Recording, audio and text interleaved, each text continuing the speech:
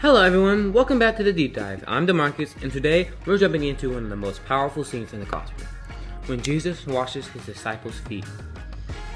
With me is Fred, who's going to help us unpack what is going on in John 13, 2-17. Hey, great to be here. This passage is honestly one of my favorites. It's such a raw and intimate look at what love really looks like. So let's start right here. Set the scene for us.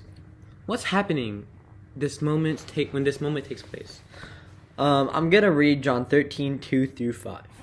The evening meal was in progress, and the devil had already prompted Judas, the son of Simon Iscariot, to betray Jesus. Jesus knew that the Father had already put all things under his power, and he had come from God and was returning to God. So he got up from the meal, took off his outer clothing, and wrapped a towel around his waist. After that, he poured water into a basin and began to wash his disciples' feet, drying them with a towel that was wrapped around him. So yeah, it's the night before Jesus was arrested. He's having a meal with his disciples, what we now call the Last Supper.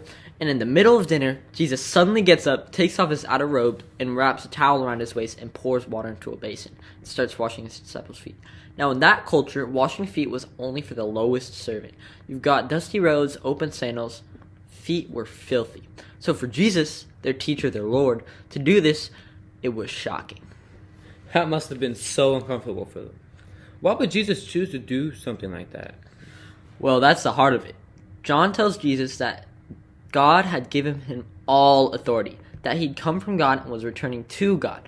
In other words, Jesus wasn't doing this because he felt insecure and needed to prove something. He knew exactly who he was. And because he was secure in that identity, he could stoop low in love. That's such a lesson for us. Real confidence isn't about power or status. It's about being so grounded in who you are that you're free to serve others. Of course, yes. And then Peter reacts. What's up with the whole back and forth between Jesus and Peter? Well, I'm glad you asked. Let's jump into the scripture and see. Verse number 6. He came to Simon Peter and said to him, "Lord, are you going to wash my feet?" Jesus replied, "You do not realize now what I am doing, but later you will understand." "No," said Peter, "you shall never wash my feet." Jesus answered, "Unless I wash you, you will have no part in me." "Then, Lord," Simon Peter replied, "not just my feet, but my hands and my head as well." Classic Peter, right? He's like, "Lord, are you seriously going to wash my feet?" And Jesus is like, "Yeah."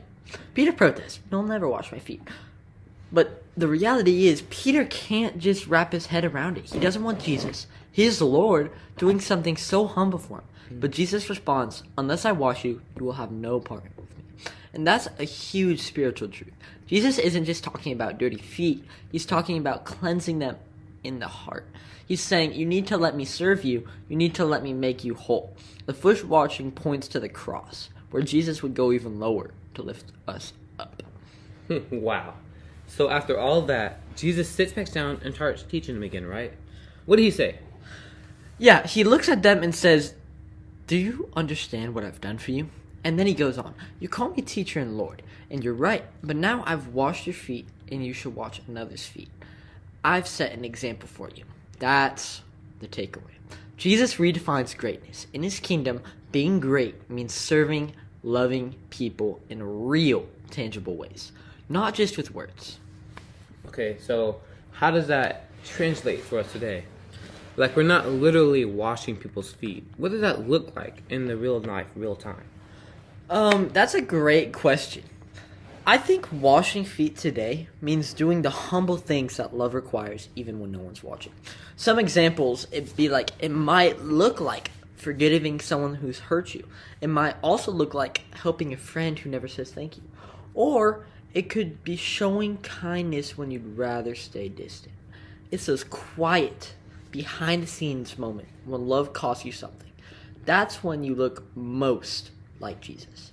And Jesus ends this whole thing by saying, now that you know these things, you will be blessed to do them. The blessing isn't just about getting anything in return. It's the deep joy that comes from actually living out love. That is beautiful. If you had to sum up the story of John or the meaning in one sentence, what would you say? Well, I didn't really think about this, but just because you said it, I'd say the God who created the universe kneels down with a towel and a basin and tells us to do the same. That's the the whole heart of the gospel right there. Love that kneels, love that serves, and love that costs something. That is such a good reminder. Thanks for breaking that down today. Yeah, thanks for the great questions. And thank you to everyone listening to the deep dive. If this conversation encouraged you, share it with someone. And maybe look for someone small way to serve someone today. We'll see you next time right here on The Deep Dive.